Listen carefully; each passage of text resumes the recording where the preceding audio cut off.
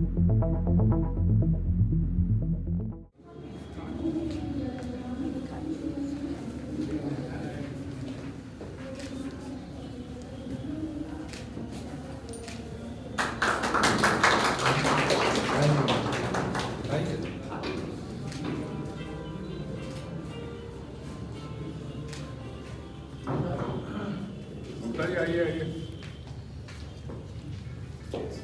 Madam, आप madam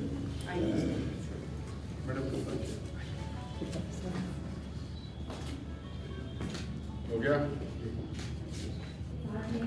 माननीय मंत्री आदरणीय श्री कार्यक्रम का शुभारंभ करेंगे।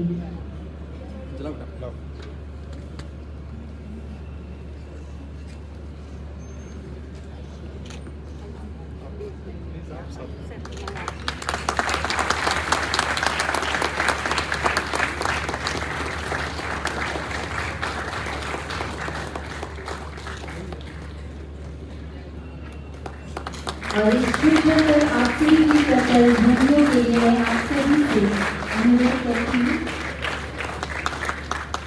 कैंसर लगा नहीं तो घी इतना डाल देते हैं कि वो जलता ही नहीं है।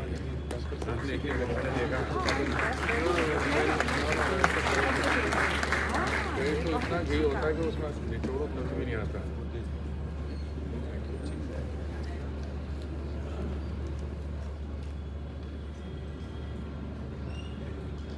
आप सभी के सामने और हमने आदरणीय श्रीमती लक्ष्मी एवं आदरणीय डॉक्टर सुनीता पांडेलाल महात्मा गांधी के श्रीमान पुरी जी सबसे लंबे समय तक आवास और नगर विकास मंत्री रहे हैं। ये उनका कीर्तिमान है। अपने आप में दर्शाता है।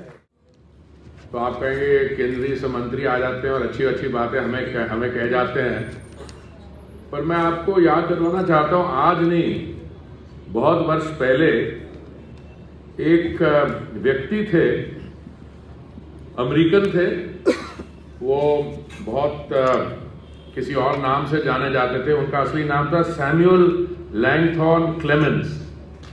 उनका जन्म हुआ 1835 में और वो ही लिव्ड टिल 1910।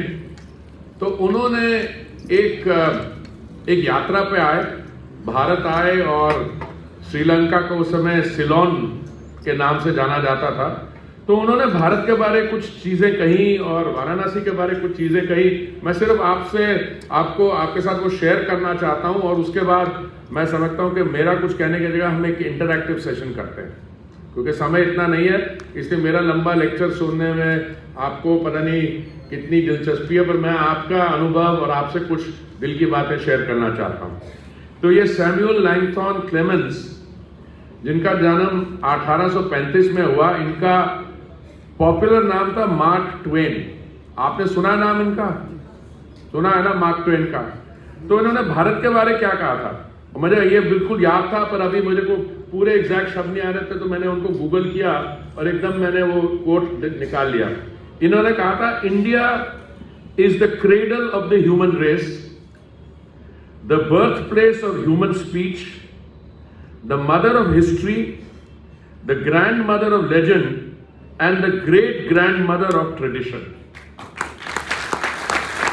ये भारत के बारे में मैंने बोला था। अगर उनके भारत को इंश्योर करने के लिए इस विश्वविद्यालय की स्थापना की।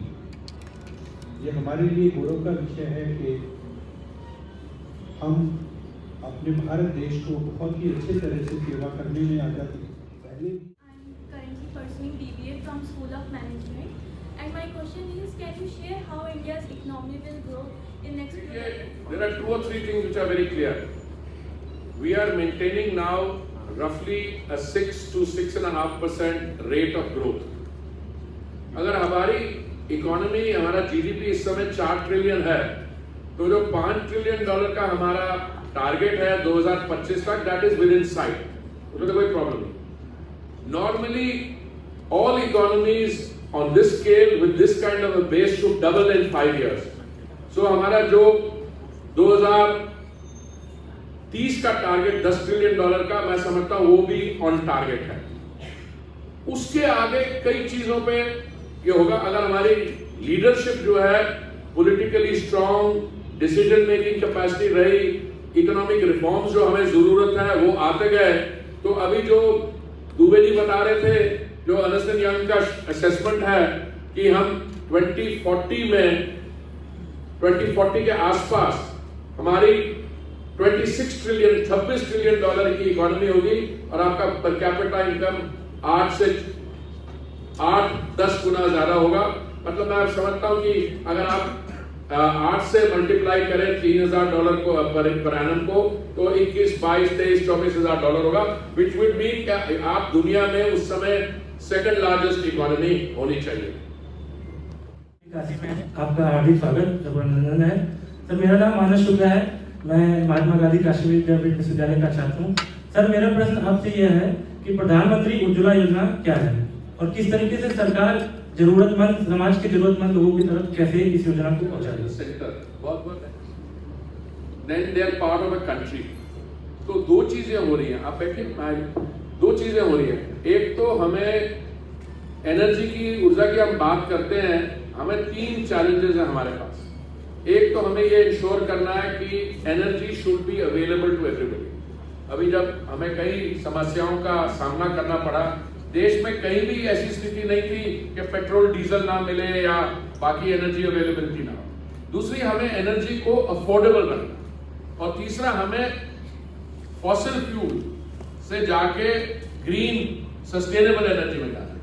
आज all the dignitaries over the chair, my name is Divyansh Sharma of BCom Honors from School of Management Sciences, Varanasi. My question to you, sir, is how the CNG fueling station recently launched in Ravizar Ghat will help the people of Varanasi? ये जुड़ा हुआ है। देखिए, आज की बात नहीं कर रहा हूं मैं, जैसे 20 साल पहले चले जाइए। गैस का सिलेंडर जो होता, बैठे, गैस का सिलेंडर जो होता था उस समय सिफारिश करके किसी एमपी से लेना होता था या ब्लैक मार्केट में खरीदना होता था। क्योंकि हमारे घरों में, जब मेरी तो उम्र ज्यादा हो गई है, बट जब मैं छोटा था तो अंगीठी होती थी बेड़े में, अंगीठी में कच्चा कोयला या लकड़ कोई तोड़ के लाता था और खाना वैसे पकता था। 2014 में जब मोदी जी दिल्ली में दायित्व संभाला, उस समय देश में 14 करोड़ गैस के कनेक्शन थे। ये बढ़ते आज 33 करोड़ तक पहुंच गए।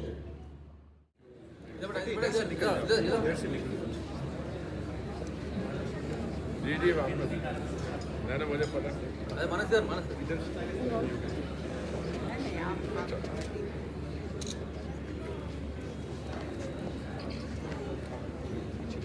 फोटो ले ले भैया। और अब मैं यहाँ प्रेस से समाचार आमंत्रित करना चाहूंगी कुल सचिव आदरणीय डॉक्टर सुनीता पांडे मैम को।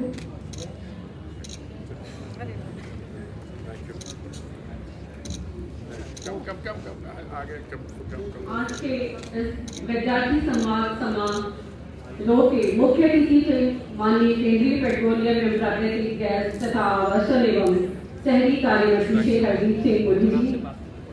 सर का जो उद्बोधन